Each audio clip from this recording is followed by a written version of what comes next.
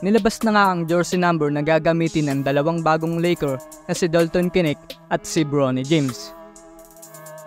Si Bronny James ay gagamitin ang jersey number 9 para dito sa Lakers. Pangwalo na nga si Bronny James na gagamit ng jersey number 9 dito sa Lakers at ito yung mga nauna.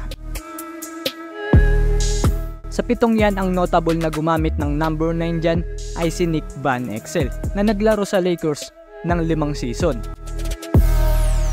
Aprobado naman ni Nick Van Exel ang paggamit ni Bronny ng number 9 dito sa Lakers at na-appreciate naman ni LeBron ang pagpapakita ng suporta ni Nick dito kay Bronny.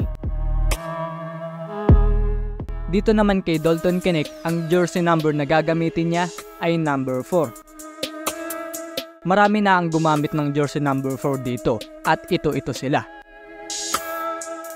Ang notable naman na gumamit ng jersey number 4 dito sa Lakers ay walang iba kundi si Alex Caruso.